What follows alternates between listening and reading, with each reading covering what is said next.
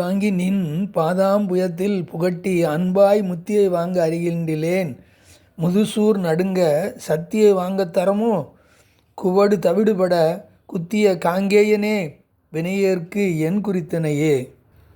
புத்தியை வாங்கி நின் பதாம்புயத்தில் புகட்டி அன்பாய் முத்தியை வாங்க அறிகின்றேன்.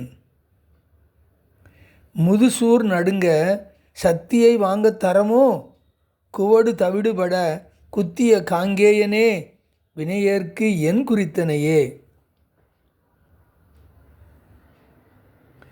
தீய வழிகளில் சென்று அல்லல் படும் அடியேனின் புத்தியை அவ்வாறு செல்லா வண்ணம் தடுத்து தேவரீரின் திருவடி தாமரை மலர்களில் அன்புடன் செலுத்தி வீடு பெற்று உய்வதற்கு அடியேன் அறியவில்லை. நீண்ட காலம் கொடூரமான செயல்கள் புரிந்த வயதான சூரபத்மன் நடுங்கும்படி சக்தி வேலினை விடுவதற்கு அடியேனால் முடியுமா?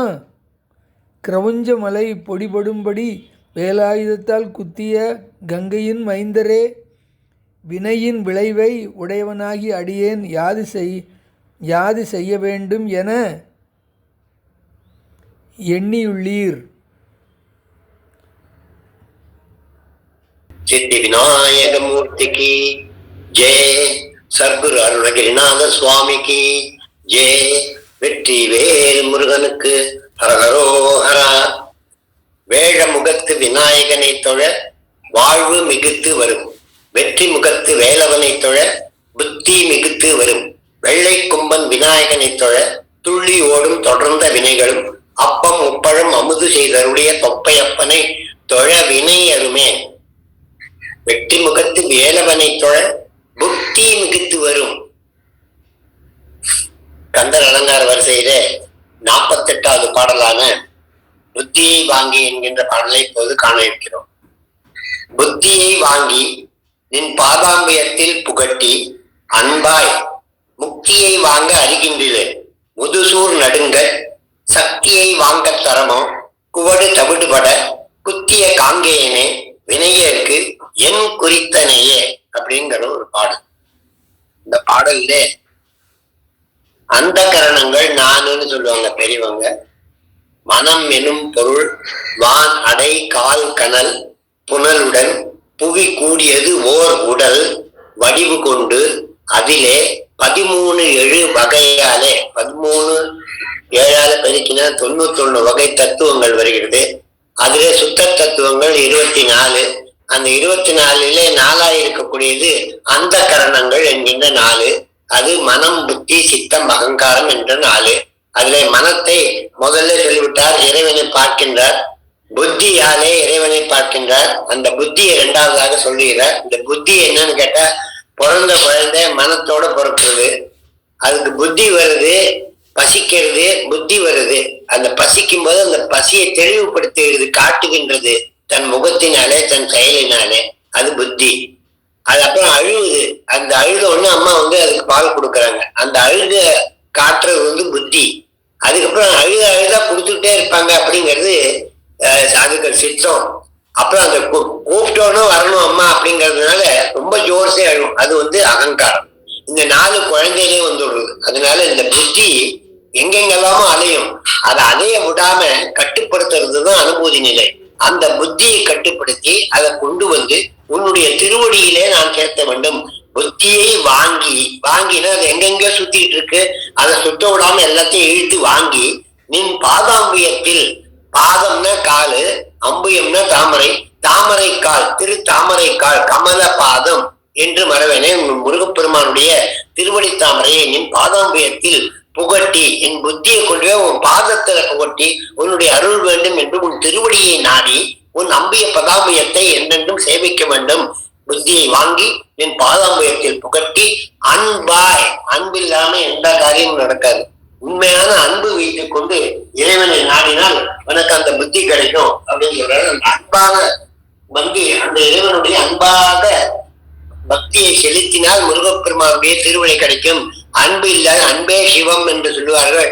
அன்பு இல்லாம எந்த காரியமும் நடக்காது. இறைவனிடத்துல அன்பு, உயிர் ராசிகளிடத்துல அன்பு, மிருகங்களிடத்துல அன்பு, எல்லா செயலிலும் அன்பை காட்டுகின்றவருக்கு இறைவன் எப்போதும் கூட இருப்பான். அன்பே சிவம் என்று சொல்வார்கள். அதை அருணகிரிநாதர் அன்பாக வந்து உன் தாழ் பணிந்து ஐம்பூதம் ஒன்ற நினையாமல் அன்பால் மிகுத்து நஞ்சாறு கண்கள் அம்போரு கண்கள் அப்படின்னு அந்த பாட்டுல பாடுறார். அன்பாக வந்து உன் தாள் இறைஞ்ச வேண்டும். உன்னுடைய திருவடியை நான் கும்பிடும் போது வெறும் பக்தி எனக்கு ஏதாவது வேணும்னு கேட்டுக்கிட்டு நான் கும்பிடக்கூடாது. அன்பா வந்து உன்னுடைய திருத்தாளை நான் எப்பொழுதும் வேண்ட வேண்டும் என்கின்ற செயலை இங்கே சொல்லுகிறார்.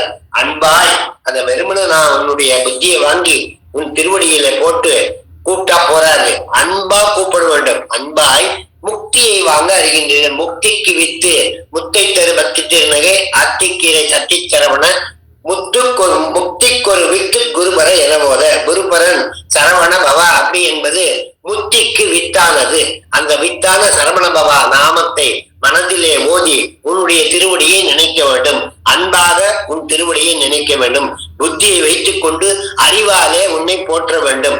அப்படி புத்தி என்கின்ற பொருளை கொடுக்கக்கூடிய உன்னுடைய சரவண பவா என்கின்ற நாமத்தை நான் வித்தாக அமைத்து அந்த வித்தை என் மனம் என்கின்ற மண்ணிலே புதைத்து அன்பு என்கின்ற நீரை தெளித்து ஆதவன் என்கின்ற இறைவனை நினைத்து எப்பொழுதும் அது சரவண பவன் முருகனாக அவதரிக்க வேண்டும் என்கின்ற அந்த காரியத்தை முக்தியை வாங்க அறிகின்றேன். அன்பினாலே நான் வெகு வேகமாக உன்னுடைய முக்தியை அடைந்து விடுவேன். அந்த முக்தியை வாங்க அறிகின்றேன். எனக்கு இது தெரியாம போச்ச, நான் இன்னும் உலக வாழ்க்கையை பெரிது என்று நினைத்து கொண்டு என் புத்தியை அகங்காரத்துக்காக தொலைவி விட்டுக் கொண்டு இருக்கிறேனே அப்படி என்றெல்லாம் நினைத்து கொண்டிருக்கிறோம். முக்தியை வாங்க அறிகின்றேன். முதுசூழ் நடுங்க சக்தி வாங்க தரமோ. இந்த பாடல்ல கவனிக்க வேண்டிய விஷயம் இந்த தரம் அப்படிங்கிறது. இந்த தரம் அப்படின்னு என்ன கேட்டா, சக்தி அப்படின்னா முருகப்பெருமானுடைய திருக்கையில இருக்கக்கூடிய ஞான வேலானது சக்தி வேல். சிவபெருமான் என்ன பண்றார், அந்த வேலை எடுத்து முருகன் கையில கொடுத்தார். இந்த வேலை வச்சுக்கோ, போய் சூரபத்மான்களை கொன்றுவா அப்படின்னு சொன்னார். கந்தபுராண கதையிலே இதுதான் முக்கியமான விஷயம். என்னன்னா, சிவபெருமான் தன்னுடைய தோற்றமாக தானாகவே வந்தாதான் சூரபத்மாதிகள் அழிவார்கள் என்கின்ற வரத்தை கொடுத்திருந்தார். ஆகையினாலே தானே வர வேண்டும் என்பதனாலே சிவபெருமான் தன்னுடைய சக்திகள் எல்லாம் ஒருங்கே சேர்த்து அக்னியாக கொண்டு வந்து அதை முருகப்பெருமானாக ஏற்படுத்தி கொடுத்தார். அப்படி அந்த முருகப்பெருமானை அந்த நெற்றியிலிருந்து அந்த ஊர்த்துவ ரேதஸை கொடுத்தார். அந்த ரேதஸானது அக்னியின் கையில விழுந்தது. அக்னி அதை தாளமாட்டாது கங்கையிலே விட்டது. ஆகையினாலே முருகனுக்கு காங்கேயன் என்ற பெயர். அந்த நிகழ்ச்சி ஆரம்ப நிகழ்ச்சியை முருகனுடைய பிறப்பு நிகழ்ச்சியை எடுத்து பேசுகின்ற அளவிலே காங்கேயன் என்று இந்த பாடலிலே குறிப்பிட்டிருக்கிறார். இது ஒரு முக்கியமான விஷயம். தரமோ என்று சொன்னால் சக்தியை வாங்க தரமோ. முதுசூழ் நடுங்க சக்தியை வாங்க தரமோன்னா, சக்தியை வாங்கினார் அப்படின்னா விட்டார்னு சொல்லலாம். ஏன் வாங்கினார்னு சொன்னார், இந்த சக்தியை விட்ட போது எய்த பின்பு மீண்டும் கண்ணன் கையில் வந்து நின்ற வேலானது முருகப்பெருமான் நினைக்கும் போது சிவபெருமான் கொடுத்த வேலை எடுத்துக்கொண்டு முருகன் போருக்கு சென்ற போது சின்ன பாலமுருகன், இந்த பாலமுருகனா என்னை கொல்ல போகிறான்னு சூரபத்மன் அகங்காரப்பட்டு இந்த குழந்தைய என்ன கொல்ல போறது, மூஞ்சியில பால் வடியறது, இது எப்படி என்ன கொல்லும் அப்படின்னு நினைச்சுட்டான். முருகனும் அப்படித்தான் இருந்தான், கருணை தெய்வம், அவன் கொல்ல மாட்டான். ஆனா அம்பிகையானவள் என்ன பண்ணினா, 1000 மகிஷாசுரனுக்கு நிகரான இந்த சூரபத்மாதியை அடிக்கிறதுக்கு சிவபெருமான் ஒரு வேலை கொடுத்து இந்த குழந்தைய அனுப்புறாரு. அந்த குழந்தையால என்ன பண்ண முடியும்னு சொல்லி தானே ஒரு வடிவாகி வேல் வடிவாகி சக்தியாக நிற்கிறான். அதனால வேலுக்கு சக்தி என்று பேர். ஒரு காலத்திலே முருகன் விக்கிரகம் வருவதற்கு முன்னாலே சக்தியாகிய வேலை மட்டும் வணங்கி கொண்டிருந்தார்கள். அந்த வேல் வழிபாடு இருந்தது. சக்தி வேல் என்று பேரு. வெற்றி வேல், வீரவேல், சக்தி வேல் என்று சொல்லுவார்கள். அந்த சக்தியை வாங்க தரமோ. முதுசூர் நடுங்க சக்தி. சூரன் நடுங்கினா அந்த சக்தி வந்த போது முருகன் விடல, முருகன் நின்றுட்டு இருக்கான், பார்க்கதான் குழந்தைன்னு. ஆனா அந்த சக்தி வேலாயுதமானது தானாக ஓடி வந்து நெஞ்சை தொலைத்தது. அதை பார்த்தோன்னே நடுங்கி போயிட்டான் சூரபத்மன். இப்படி ஒரு சக்தியா, இது எங்கேருந்து வந்ததுன்னு அவனுக்கு தெரியவில்லை. சக்தியானவள் தானாகவே வேலாக வந்து முருகன் கையிலே இருப்பதினாலே அது சக்தி வேல். எம்புதல் பாடல்ல அருணகிரிநாதர் பம்பரமே போல கொம்பரையார்க்காக மூடிய என்கின்ற ஒரு பாடலிலே அருணகிரிநாதர் சொல்றார், பம்பரமே போல ஆடிய சங்கரி வேதாள நாயகி பங்கைய நீ பங்கைய சீப்பாத தோழி அந்த பாட்டை பாட எம்புதல் வாழி வாழி எனும்படி வீரான வேல் தர என்று முழாவே மனோகரா அப்படின்னு சொல்ற. எம்புதல் வாழி வாழி எனும்படி வீரான வேல் தர, வீரமுள்ள வேலை அம்பிகையே தான் தானா கொண்டு வந்து கொடுத்தால் அப்படிப்பட்ட சக்தியை வாங்க தரமோ. அந்த சக்தி என்ன பண்ணா, ஞான சக்தியானவள் அங்கே சென்று இருளை அகற்றி அந்த முதுசூர் நடுங்க சக்தியை வாங்க தரமோ. குவடு தவிடுபட அப்படிங்கிற ஒரு வார்த்தை பண்ற. குவடுன்னா மலை, குவடுன்னா யானை. தாரகாசுரன் மலையாவும் இருந்தா யானையாவும் இருந்தா. அது ரெண்டையும் சேர்த்து குவடு தவிடிப்பட. குவடுன்னா யானையும் சொல்லலாம், பகடு ஒரு மலை என்றும் சொல்லலாம். இந்த தாரகாசுரன் கிரௌஞ்ச பர்வதத்தோட நட்பு கொண்டு கிரௌஞ்ச பர்வதமானது வளர்ந்து நின்று மகேந்திரபுரியை காட்ட விடாமல் பண்ணினது சூரபத்மாதி. அதை பார்த்தார். சூரபத்மாதிகள் பின்னாடி இருப்பது தெரியவில்லை. வீரவாகு தேவர் அதை பார்த்து கிரௌஞ்ச பர்வதம் மகேந்திரபுரியை மறைக்கின்றது, அதை எடுத்தால்தான் இங்கிருந்து மகேந்திரபுரி தெரிய வரும், அதற்கு பின்னர் தான் சூரனை சமாதானம் பண்ண முடியும்னு முருகப்பெருமான் சொல்ல, முருகப்பெருமானுடைய வேல் தானாக புறப்பட்டு போய் கிரௌஞ்சகிரியை தொலைத்து, கிரௌஞ்சகிரியை ஊடுருவ தொலைத்த வைவேல் மன்னான்னு சொல்லுவார் அருணகிரிநாதர். அந்த மலையை பிளம்பி தூள் தூளாகி அங்கே பின்னாடி பார்க்கும்போது நல்ல ஞானிகளையும் தவ யோகிகளையும் தனக்குள்ளே அழைத்து கொண்டு சிவபெருமானுடைய பூதகணங்கள் எல்லாத்தையும் ஒரு குகை போல வழிகாட்டியது தாரகாசுரன் என்கின்ற மலை. இந்த தாரகாசுரன் மலைக்குள்ள இந்த குகைக்குள்ள இவங்க எல்லாம் போயிட்டாங்க. அந்த அத்தனை பேரும் அப்படியே குகை நசுக்கி அமுக்கி சாப்பிட்டு விடுமா. இந்த மாதிரி செயலை செய்து கொண்டிருந்தது அந்த தாரகாசுரன். இதை பார்த்த உடனே முருகப்பெருமான் கோபம் புரிந்து தாரகாசுரன் சரிந்து வீழ வேருடன் பறிந்து சாதி பூதரம் குறுங்க முதுமையிலேன்னு அருணகிரிநாதர் பேசுவார். அந்த வேளானது தாரகாசுரனை வென்று கொன்று வந்தது. அது குவடுகானது, மலையானது, யானையானது. அது என்ன, அகங்காரம் ஆகிய மலையை உன்னுடைய சக்தி வேல் வாங்க தரமோ. அதுவும் இதுவும் சரியா இருக்கு பாருங்க. அங்க வேளாலே நீ சூரபத்மாதியை கொன்னு அவன் அகங்காரத்தை கொன்னாய், வேளாலே தாரகாசுரனை கொன்றாய், வேளாலே கிரௌஞ்ச பர்வதத்தை தூளாக செய்தாய். அப்படிப்பட்ட உன்னுடைய வேளானது ஆணவம் கண்மம் மாயை என்கின்ற இந்த மும்மலங்களை அகற்றக்கூடிய தரம் வாய்ந்தது. அது தரமோ அப்படின்னா அந்த வகைதானோ அப்படின்னு கேட்கிற அளவிலே இருக்கிறது. அந்த கரணங்கள் 4, மனம் புத்தி சித்தம் அகங்காரம் 5 புலன்களையும் அடக்கக்கூடிய அந்த புத்தியை வாங்கி உன்னை முதல்ல பாடல தலையை பத்தி சொன்னார், அப்புறம் கையை பற்றி சொன்னார், அப்புறம் உடம்பை பற்றி சொன்னார், அப்புறம் மனத்தை பற்றி சொல்லிக்கிறார். இந்த பாடலே புத்தியை பற்றி சொல்றார். அதை உன்னிடத்திலே அர்ப்பணித்து கைகளாலே வணங்கி உன்னை உணர்ந்து உயிராக கலந்து காட்சி பெற்று அந்த புத்தியை புண்ணிய பாதங்களுடனே வாங்கி உன் பாத கமலத்திலே எனது பாதக மனத்தை சமர்ப்பிக்கின்றேன், அன்பாய் முக்தியை வாங்கவும் எனக்கு அறிவில்லையே அப்படின்னு வேதனைப்படுகிறார் இந்த பாடலிலே. அம்பிய பதங்களை என்று நான் பெறுவேனோ அப்படின்னு ஒரு பாடல்ல உன்னுடைய பாவாம்பயத்தை அம்புய பதம் என்றும் அன்பாக உன்றால் நிறைஞ்சு ஐம்பூதம் ஒன்றும் அறியாமல் அப்படின்னு அருள்கிறார். தன்னுடைய அன்பை சொல்லுகிறார். அன்பினாலே உன்னை அடைவது மிக்க எளிது என்று சொல்லுகிறார். முதுசூரனா பழைய சூரன் சொன்னான். முதுசூரன் சொல்லும் போது பழைய சூரன், பழைய சூரன் 1000 கோடி வாழன் வாழ்க்கை நீ வாழ்வாய் என்று சிவபெருமான் அனுகிரகம் செய்தார் சூரபத்மாதிகளுக்கு. அதனால சூரபத்மாதிகள் பல காலமாக வாழ்ந்து கொண்டு வந்திருந்தான். ஆகையினாலே அவனை முதுசூர் நடுங்க, முதுமையான சூரன், வயது வாய்ந்தவன், பல காலமாக வாழ்ந்து கொண்டு வந்திருக்கிறவன். எதுக்கு சொன்னாங்கன்னா அகங்காரம் ரொம்ப நாள் இருக்கும், அது அழியவே அழியாது. அன்பு ஒரு நிமிஷம் தான் வரும். இந்த அகங்காரத்தை இந்த அன்பு அழிச்சுப்படும் அப்படிங்கிறதுக்காக தான் சூரபத்மாதிகளை அழிப்பதற்கு வேலை விட்டார் முருகப்பெருமான். எம்புதல் வாழி வாழி எனும்படி வீரான வேல் தர சிவன் உகந்தருள் வேல் தர. அந்த வேலை எடுத்துக்கொண்டு அகங்காரமாகிய கிரௌஞ்சம் தாரகன் சூரபத்மன் முதலிய அழித்த கங்கா நதிக்கு பிறந்த காங்கேயனேன்னு சொல்றார்.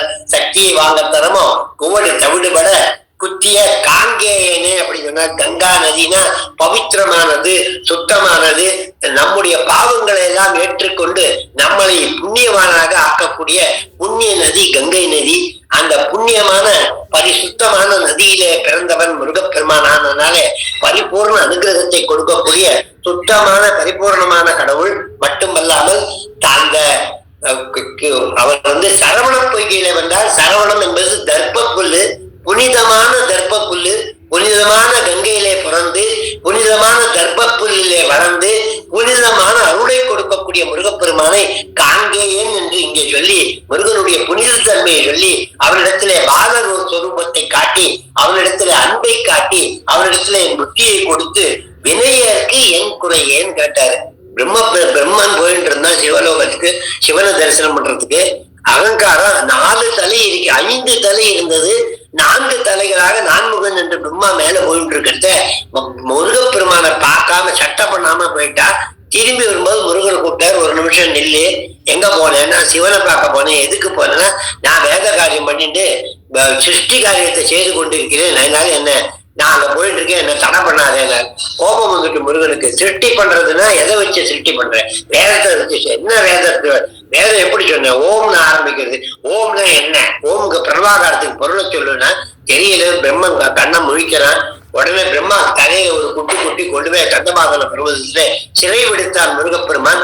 சிவபெருமான் நந்தி அனுப்பிச்சார். நந்தி கிட்ட சொன்னார், நீ இங்க ரெக்கமெண்டுக்கு வந்தா அவனையும் போட்டு ஜெயில போட்டுருவேன் முருகன். நந்தி பயந்து சிவன் சொல்ல சிவபெருமானே வந்து முத்தேவரோட ஒருத்தனான பிரம்மனை முதல்ல விடுவி சொன்னார். சிவன் சொன்ன காரணத்தினாலே பிரம்மனை விடுவித்தார் முருகப்பெருமா. அப்புறம் பிரம்மாட்ட சொல்றாரு, பிரம்மன் வந்து வணங்கி தன் பாவத்தை என்னுடைய தவறை உணர்ந்தேன் என்னை மன்னிச்சுக்கோ முருகான்னு காலில் விழும்போது பிரம்மனுடைய காரியத்தை முருகப்பெருமான் எடுத்து செய்கின்றார். அந்த பெருமானுக்கு பிரம்மசாஸ்திரர் என்பது பெயர். அப்படிப்பட்ட அந்த பிரம்மசாஸ்திரர் என்ன பண்றாருன்னா நம்ம வினையை எழுதி தலைவிதி எழுதுறது பிரம்மன் தான். அதனால விதியாகவே முருகப்பெருமானே வரான். வந்து நம்ம விதியை தலைவிதியை எழுதுறோம். தலைவிதியை எழுதுறதும் தலைவிதியை மாத்துறதும் தலைவிதியை கொடுக்கறதும் எல்லாமே முருகன் என்கின்ற அளவிலே இந்த பாட்டுல வினையருக்கு என் குறித்தனையே, நீ என் தலையில என்ன குறிப்பியோ நான் உன் பக்தன் ஐயா, உன்னுடைய திருவடியை கொடுத்து என் புத்தியை உன் திருவடியில கொடுக்கிற புத்தியை எனக்கு குறித்து வைப்பாய் என்று வினையருக்கு என் குறித்தனையே அப்படின்னு என்ன குறிச்சிருக்க, உன்னை நான் கும்பிடுவேனா மாட்டேனா என்கின்ற விளக்கம் எனக்கு தேவை. நீ தானே பிரம்மனுடைய செயலை செய்தா என்கின்ற விதியையே மதியாக்கி மதியையே புத்தியாக்கி புத்தியை வாங்கி உன் திருவடியில கொடுத்து உன்னிடத்திலே நான் என் புத்தியை சீராக்கி என் மதியை சீராக்கி என் விதியை சீராக்கின்ற அளவிலே உன்னை வணங்குகின்றேன் என்கின்ற ஒரு பொருள் நுட்பமாகிய பாடல் இந்த பாடல். புத்தியை வாங்கி நின் பாதாம்புயத்தில் புகட்டி அன்பாய் முக்தியை வாங்க அறிகின்றேன். எனக்கு தெரியவே இல்லை. அன்பாய் புதுசூர் நடுங்க சக்தியை வாங்க தரமோ புகழ் தவிடுபட புத்திய காங்கேயனே வினையேற்கு என் குறித்தனையே. வெற்றிவேல் முருகனுக்கு அரோகரா.